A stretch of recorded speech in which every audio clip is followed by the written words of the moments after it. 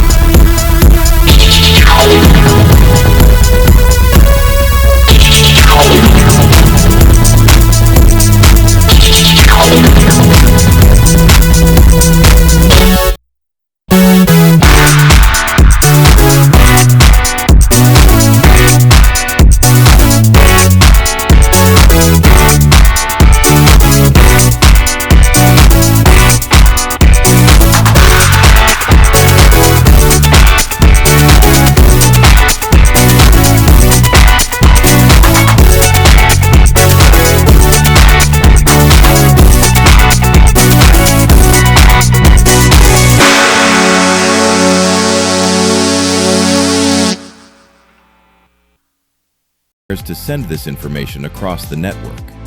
Step 2. The router becomes the traffic manager. The request first reaches your router. Your router is like a traffic officer. Its job is to decide where information should go next. Without routers, internet traffic would become complete chaos. Every home network typically has a router that connects devices to the internet. Step 3. Your internet service provider takes over. After leaving your router, the request reaches your internet service provider, also known as your ISP. Examples include Jio, Airtel, ACT, BSNL. Your ISP acts like a highway that helps your request travel long distances. The request now begins moving through many networks around the world. Step 4. DNS translates names into addresses.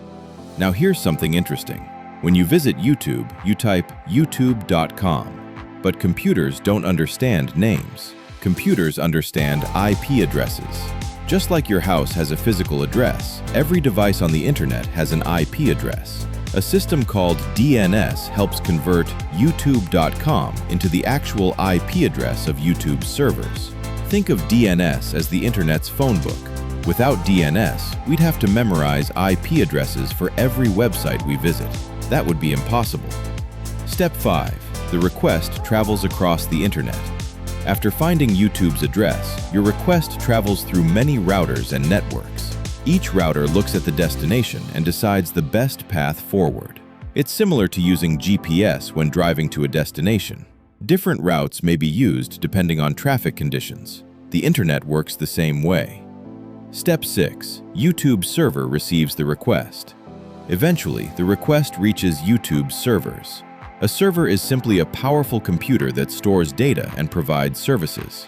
The server receives your request and says, "Sure, here's the video you asked for."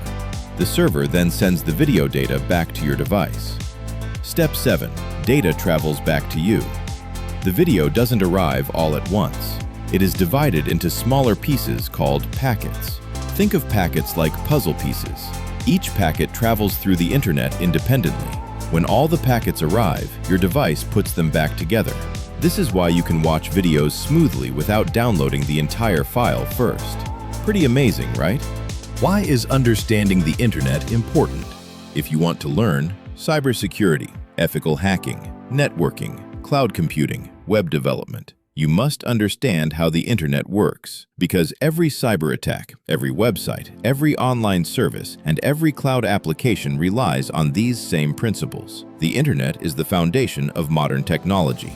Fun fact: every time you load a website, your request may travel through multiple cities, countries, and even under the ocean. Yes, thousands of kilometers of underwater fiber optic cables connect continents together and carry most of the world's internet traffic. The internet is much larger and more fascinating than most people realize. Final thoughts. Now you know what really happens when you open a website, send a message, or watch a YouTube video.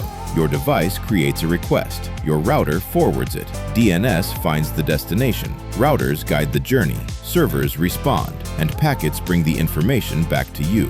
Understanding this process is the first step toward becoming skilled in networking, cybersecurity, and technology. In our next video, we'll dive deeper into IP addresses and learn how devices identify each other on the internet. If you found this video helpful, don't forget to like, subscribe, and share it with someone who wants to learn technology from the ground up. Thank you for watching CyberShield Aziz, and I'll see you in the next video.